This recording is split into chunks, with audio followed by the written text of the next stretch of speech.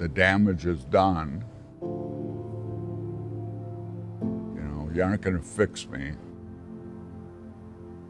I think we're all survivors and we survive together.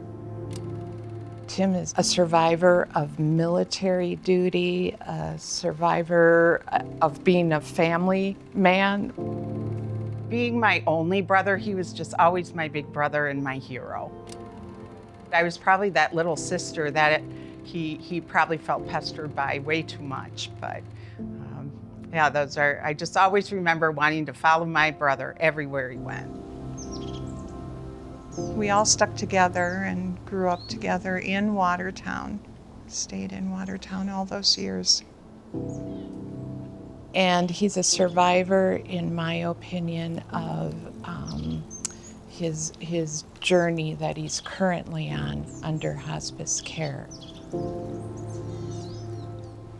As this COPD progresses, eventually it just, I'll keep getting worse. Like my oxygen just got raised this weekend because I had falls.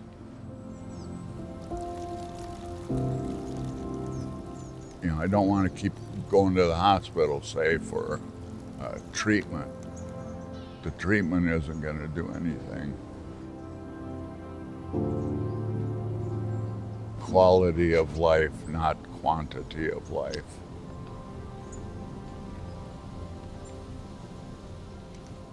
Come on, C-stores. C-stores. So, this is my oldest sister, Lynn, and this is my sister a couple years younger than me. And then we have Sherry. What's her name? Oh, yeah, Patty, I'm sorry. No. The other sister. The other sister. And then the youngest sister, Sherry.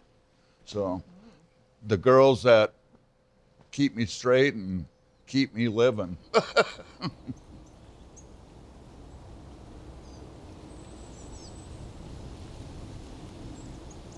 After I retired, I slowly developed problems with me being able to stand up at night and having falls.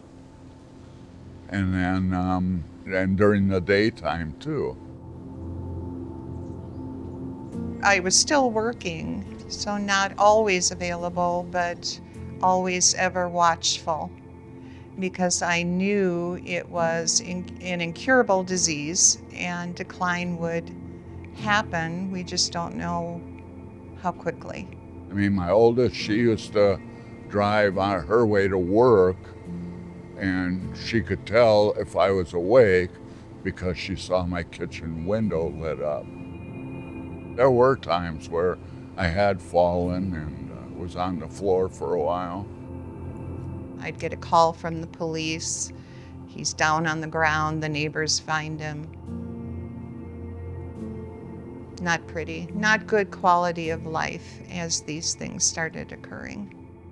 And as his health journey was causing him to be falling more and was causing him to lose the ability to breathe on his own, he was having to have more and more EMS calls and hospitalizations.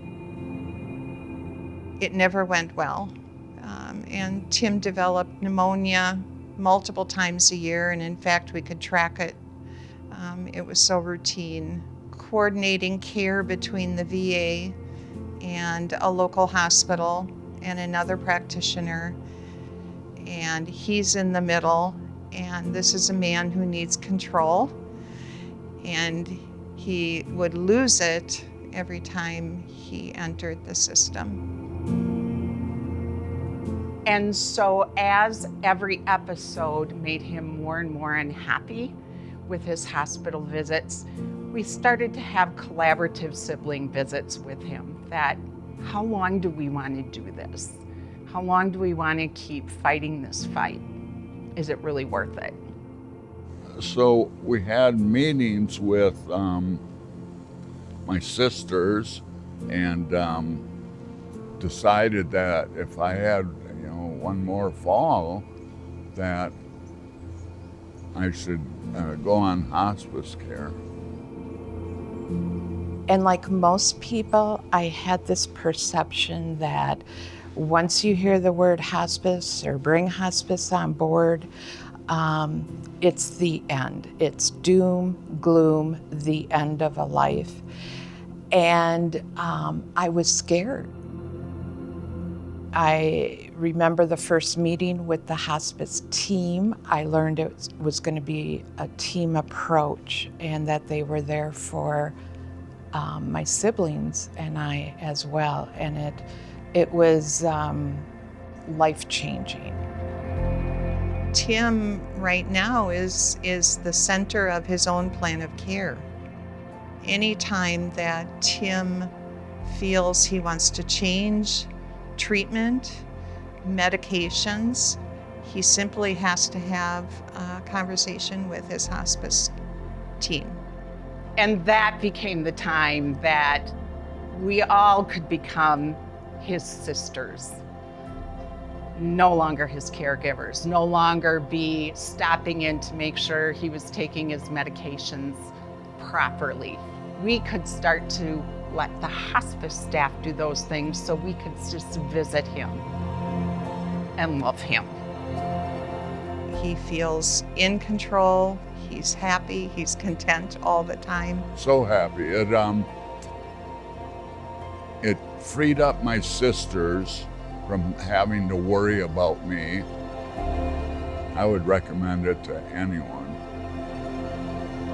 What'll be wonderful for me is that I can help him with his end-of-life goals, with his end-of-life care, the way that he has always communicated to me as a sibling how he wants it to be. But he's been preparing for end-of-life for many years, so it was easy. I'm going to try to get 2 color groups. Go for the border, go for the border. Border, flat, straight pieces. Yeah. Yeah, I tried that one earlier, but it'll go on the side somewhere. I'm just looking for any flat edges with this down here, but not quite. I guess I'm happy on my hospice journey. I hope my sisters are happy to join that journey with me. They could easily say, okay, he's on hospice care. We'll maybe see him every couple of weeks. We'll check in on him. It's not like that. So. Oh, there it was, right there. Right there. Ka-ching. They come and they visit, and we have lunch together. I think we have more communication now together than we've had our whole lives, and hospice has done that for us. Oh, Tim, you're a wonderful, wonderful man. You're a wonderful brother, always has been. As he continues on his end-of-life journey is just how very much I love him. I'm proud of him, always have been proud of all of his accomplishments throughout the years. Thank you for being such a great brother, and that all my memories will be filled with love. Tim has always been my hero figure in my life. Standing tall, standing proud, serving his country, loving his mother like no other, and treated people and continues to treat people with kindness. And we can all use a little more of that in this world. I'd just like to tell him that I love him so very much, and when the time's over, wherever I end up going, I'll be thinking of you. Always be with them, and hopefully I'll be allowed to put my arms around them and take care of any of their needs or trials or tribulations. He's sending you out all my love.